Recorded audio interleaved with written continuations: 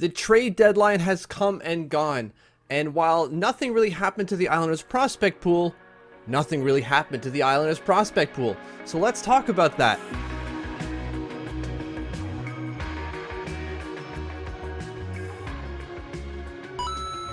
As you can see, I am doing something different for Tuesday. I'm calling it Tip Top Tuesday, where I wear a suit, tie, a button-up shirt, and yes, I'm wearing actual suit pants and stuff. I'm not wearing shorts or anything underneath it, so I am all dressed up and ready to go. And let's talk about the trade deadline and what it did, or more specifically, didn't do for the Islanders prospect pool. And the reason I bring this up is because I got a really interesting question here on Twitter. I'm pointing to my monitor that you can't really see.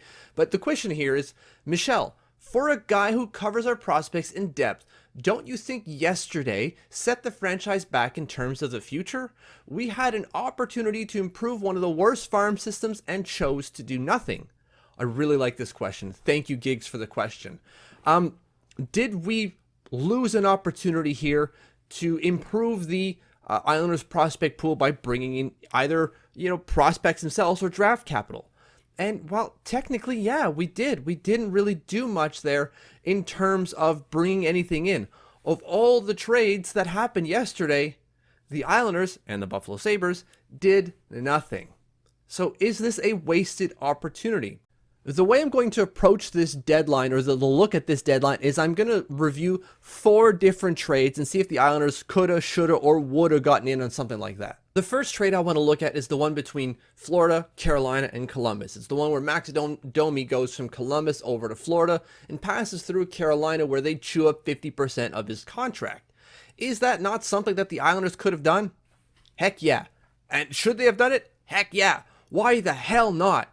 Right? They, being Carolina, take 50% of Max Domi's deal. Now keep in mind, he's in the last year of his contract. And what this really represents is they're taking 50% of his cash for the next month, right? For April. Because as you know, salary isn't paid through the playoffs. So they're taking 50% of whatever, $1.3 million left out over this month. And they're only taking 50% of that to get Tyler Enomoto. And while Tyler Enomoto is probably not, or was probably not going to sign with Florida because he's going to become what you would call a UFA. He's a 5th-year player out of the NCAA playing for the University of Wisconsin. But you're talking about a 5th-round pick from 2017 for free. Well, I guess whatever, the 50% of 1 month of salary. It cost you 50% of 1 month of salary for a 5th-round pick, basically. That's ready to go pro. Why couldn't the Islanders done that? And while Tyler Enomoto is nothing crazy special about him when you look at the production, 2 points over 26 games, his career high is 9 over 26, again, all out of the University of Wisconsin, but you're going, it's for free, right? It's free. Why the hell not? And if you don't like that guy, I'm sure you probably could have pulled someone else out of the Florida Panthers system, the Florida Panthers system to get this deal done. The second trade I want to look at is Marc-André Fleury going to the Minnesota Wild in return for a 2nd-round pick, conditional based. If he wins at least 4 games in the first 2 rounds and Minnesota goes to the Western Conference Finals, then that 2nd-round pick becomes a 1st-round pick. Is that not something the Islanders could have done? Yeah, and I bet they were tempted to do so. I bet that Minnesota Wild called the New York Islanders about Semyon Varlamov. We know that there was interest in Varlamov because Lou Lamoriello said so. And you have to assume that Minnesota called because, well, they darn done pulled a goalie. And a big one at that, too. And would they have preferred Semyon Varlamov over Marc-André Fleury? I have to assume they would have. Keep in mind that they later traded Kaapo Kähkönen to the San Jose Sharks. So they're rolling Cam Talbot and Marc-André Fleury. And they don't have another goalie next year. And Fleury's probably going to retire. Or there's a potential for that happening. So you're going, they probably would have enjoyed having Varley this year and next year. So they could have done this deal, they being the Islanders, of course. The reason they didn't is probably because Semyon Varlamov has that 16-team no-trade list, and probably Minnesota's on that list. Because I imagine if the Minnesota Wild go to the New York Islanders and say, we're going to give you a 1st-round pick for Semyon Varlamov and probably like some C-level prospect, Lou Lamoriello says yes. Right, that C-level prospect would be for the next year, and maybe bump that to a B. Either way, I think the picture I'm painting here is a 1st plus. Lou Lamoriello would have definitely said yes, but Semyon Varlamov probably didn't want it. Third trade, Jeremy Lauzon going to the Nashville Predators from the Seattle Kraken, who selected him in the expansion draft. They get a second-round pick this year. This year for Jeremy Lauzon. And keep in mind, Jeremy Lauzon is a bottom pair defenseman, depth guy, doesn't really put up a ton of points. And what I'm trying to illustrate here is the market for depth defensemen. And not like someone like Andy Green or Zdeno Chara, because Jeremy Lauzon is 24, 20 years younger than Zdeno Chara, and he got a second this year. It's really looking at Scott Mayfield here.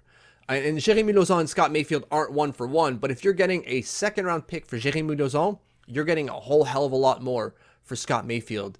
And that's the kind of going, that's where you go, well, that was a huge opportunity for the Islanders to pick something up for a player that they obviously want, but maybe don't necessarily need. The final trade I want to look at is Ben Chiarot going from Montreal to Florida, where Montreal holds 50% of Ben Chiarot's deal. Montreal, get Ty Smilanic. They get a 2022 fourth-round pick that is conditional. It's just because Florida might get one or another. They might get a different pick in the fourth round than they're giving up here, so it'll be the best of the two. Either way, Montreal gets a 2023 first-round pick, and that one is also conditional based because Florida gave off a 2022 first-round pick that might turn into 2023 first round, and if that's the case, Montreal will get the 2024 first rounder. It's a whole lot of moving parts here, but either way, a prospect, a fourth, and a first-round pick at least next year. It's probably going to be 2024.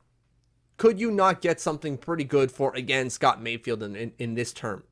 Yeah, you could. Scott Mayfield's contract is $300,000 cheaper than Ben Chiarot, and it goes for an extra year. That would have been massive. He's a right-shot defenseman.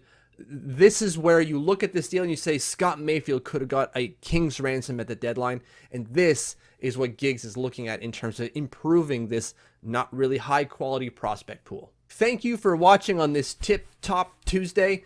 Thank you for subscribing. If you have not subscribed yet, hit the button. And if you have, thank you, thank you, thank you.